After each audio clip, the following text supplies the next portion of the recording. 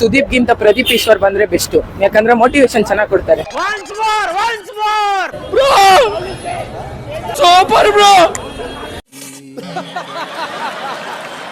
ಎಲ್ಲಾರ್ಗು ಮಾಡಿದ್ರೆ ನನ್ನ ಪ್ರಕಾರ ಪ್ರದೀಪ್ ಈಶ್ವರೇ ಬಂದ್ ಮಾಡಿದ್ರೆ ಚೆನ್ನಾಗಿರುತ್ತೆ ಬ್ರೋ.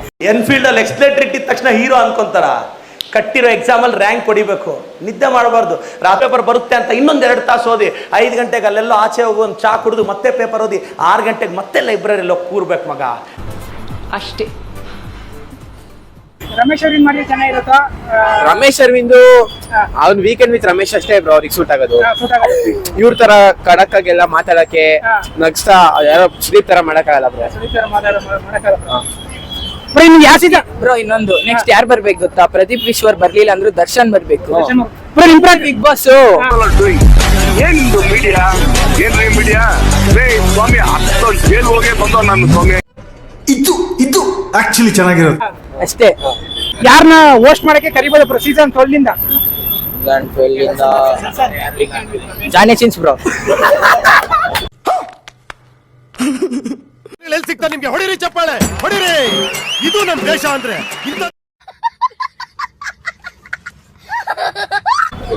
Johnny Sins.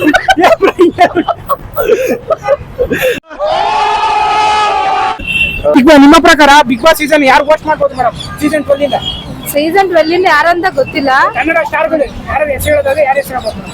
ಸ್ಟಾರ್ಗಳ ಗೊತ್ತಿಲ್ಲ. ಸೃಜನ್ ಲೋಕೇಶ್ ಇರ್ಬೋದು. ಮೇಡಮ್ ನಿಮ್ಗೆ? ರಿಷಬ್ ಶೆಟ್ಟಿ ಅವರು. ರಿಷಬ್ ಶೆಟ್ಟಿ ಅವರು. ಮೇಡಮ್ ನಿಮ್ಗೆ? ಯಾರು ಇಲ್ಲ ಅನ್ಸುತ್ತೆ, ಯಾಕಂದ್ರೆ ಅವ್ರಿಲ್ಲ ಅಂದ್ರೆ ಅದಕ್ಕೆ ಕಳೆನೇ ಇರಲ್ಲ ಅನ್ಸುತ್ತೆ. ನೋಡೋದು ಇಲ್ಲ. ಬಿಗ್ ಬಾಸ್ ನೋಡ್ತಾ ಇರೋದು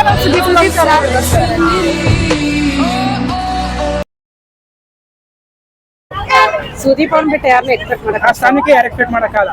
ಇನ್ನು ಮೇಡಮ್ ಗಣೇಶ್ ಬರ್ಬೋದು ಅಂತ ಅನ್ಕೊಂಡಿದ್ದೀವಿ. ಗಣೇಶ್ ಗಣೇಶ್ ಸುದೀಪ್ ಒಬ್ರೆ ಸರ್ ನಂಗೆ ಯಾರು ಆಗಲ್ಲ. ಸುದೀಪ್ ಬೇಕು, ಬೇರೆ ಯಾರು? ನಿಮ್ಗೆ?